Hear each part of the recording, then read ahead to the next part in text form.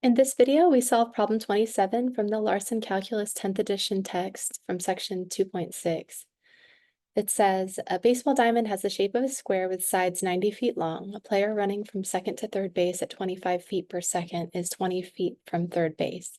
At what rate is the player's distance from home plate changing? So this is another related rates problem. We've got a lot of rates of change, in the problem statement.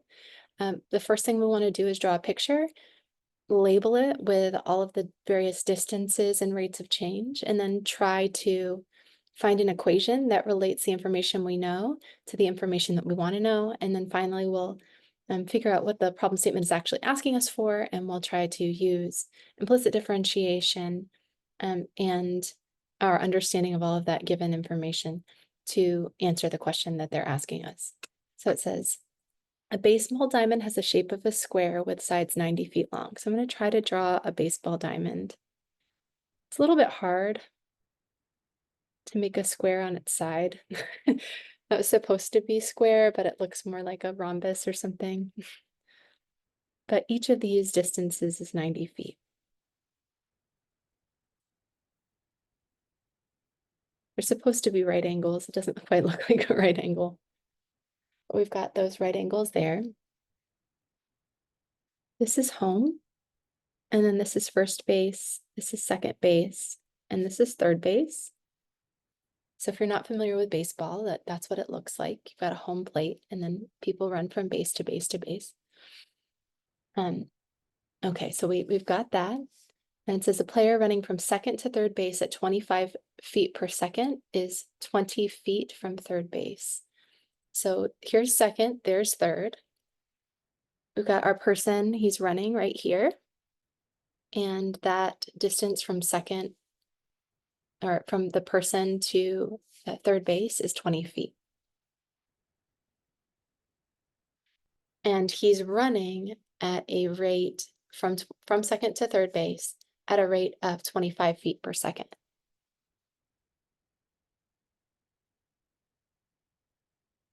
Okay, so we've got our person there, and he's running like that.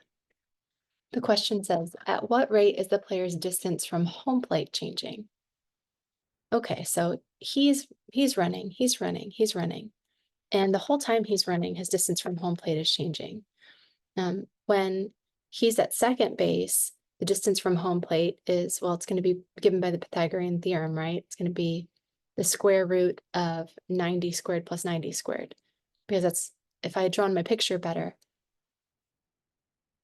that's a right triangle, a right isosceles triangle. So this is the relationship between the sides is 1 square root of 2. So this is 90, 90, and this would be 90 feet times the square root of 2 feet, or 90 square roots of 2 feet. And that would be that distance. But then as he continues to move, that distance keeps changing. Like when he's at that location, there's the distance. And then he's at this location, there's the distance. So the question is, well, how fast is that distance changing? Or at what rate? At what rate? So we know we're looking for a rate of change. Is that distance changing, or is the player's distance from home plate changing? And they actually use S in the textbook. They say, how fast is that distance from home plate changing, where that distance is S? Well, I know that this is changing, and I know that this distance from second to third is changing as he runs from second to third. But with that information, I know I can just infer a triangle. Let's focus in. Actually, I'm going to use a highlighter on this triangle right here. And let's turn it a little bit. So I'm just going to draw it on its side like this. Now, this is S. That's the distance to home plate. Here's second. And then we're at third right here. Now, the distance between third and home is always 90 feet. So that's not changing at all. You always want to, when you're coming up with these problem statements these pictures for your related rates problems, you want to think about the quantities that are actually changing and the quantities that are staying the same. That one's staying the same, but as that runner goes from second to third, that distance between home and the runner changes the whole time. And it looks like it's getting smaller, right? It's 90 times the square root of 2 feet right here, and it's 90 feet right here when he's on third base, but it's going to be a little bit more than that over here. So you'd say, okay, we know that S is changing and the 90 is staying the same. And then this distance is also changing. So I don't know what to call that. We can call it anything we want. Since it's vertical in this version of my picture, I'm going to call that Y. And I know that this variable, or this leg squared plus this leg squared, equals the hypotenuse squared. If you want, you can complete the square. I know we use that term differently in math most of the time, but like so here's our baseball diamond. It's just been turned on its side, but Y is changing with time. It's the distance between our runner and third base.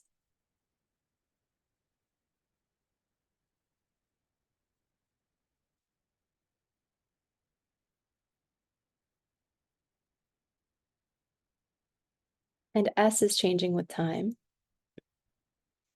It's the distance between the player or the runner and home. So it's relatively easy to solve this problem. I know how those three variables are related. We just use the Pythagorean theorem. We're going to have 90 squared plus y squared equals s squared. And it's just going to be 8100 plus y squared equals s squared. So we know that that's true.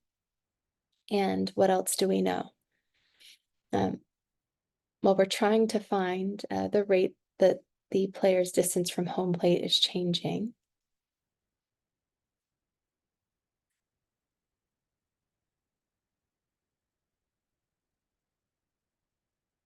So that is ds dt.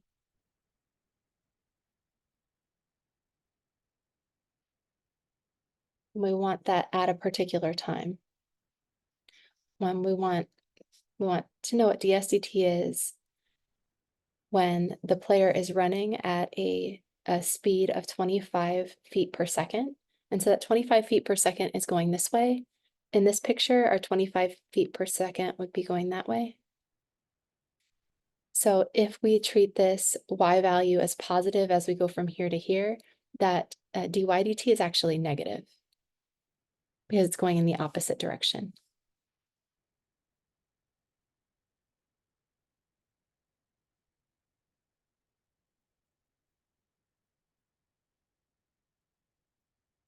And what else do we know? A player running from second to third base at 25 feet per second. And we're calling that negative because we're treating this as a positive y value. Or y equals 0 is here. That's when he's at third base. And then y equals some other number is here. Player running from second to third base at 25 feet per second is 20 feet from third base. So y is equal to 20.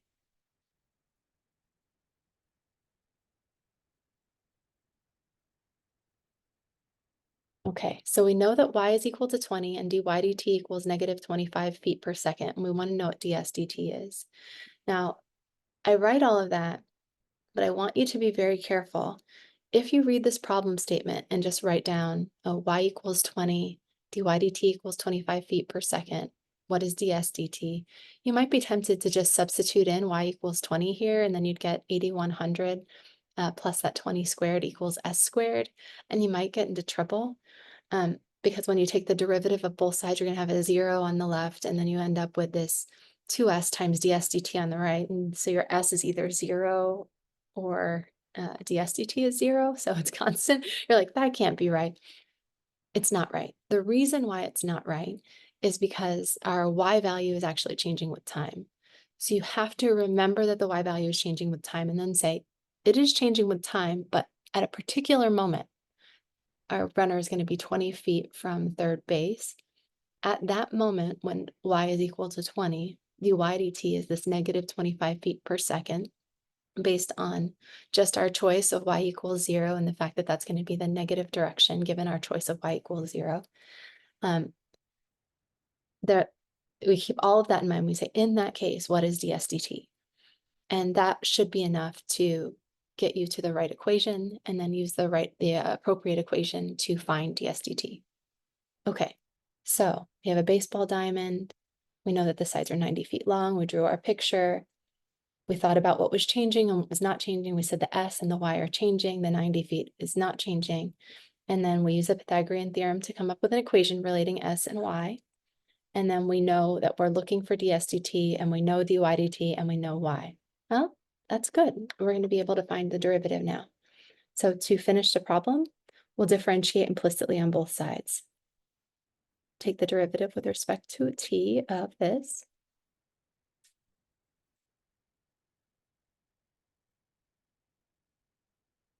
The derivative of 8100 is 0. The derivative of y squared with respect to t is 2 times my y value, my y of t, times the derivative of the inside. That's a chain rule, or implicit differentiation, same thing. And on the right-hand side, we have the derivative of s squared with respect to t. Well, that's going to require the chain rule because s is a function of time as well. So up 2 times the function, which is ds dt, times the derivative of the inside. And so we see that the rates of change of s and y are related by this equation. If we want, we can divide both sides by 2. And we can solve for ds dt because that's what we're asked for. ds dt is y times dy dt divided by s.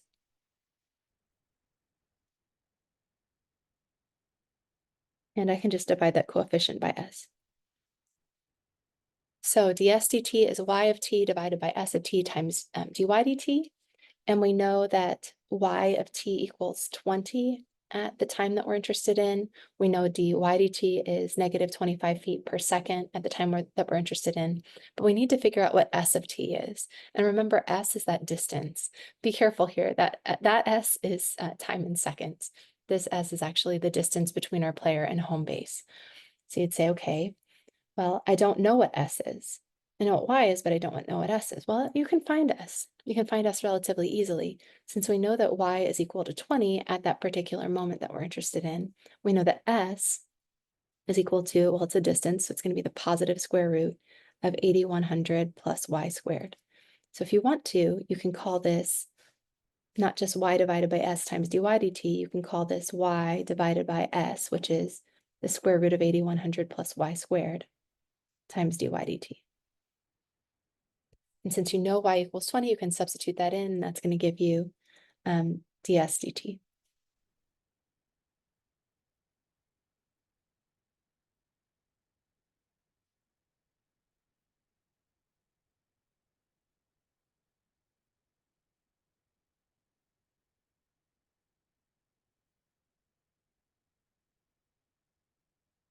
So at that y value with this dy dt, we have ds dt equals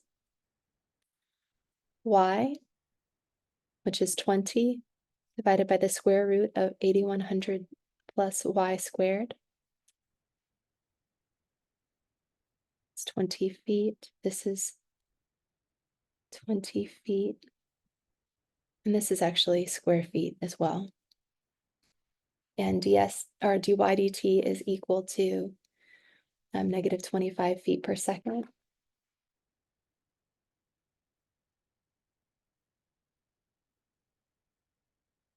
And then when we multiply those together, this is what we get. Negative 25 times 20 is negative 500. End up with square feet up there, all divided by the square root of 8100 plus 4 with 2 zeros. That's feet squared. All times this negative 25 feet per second.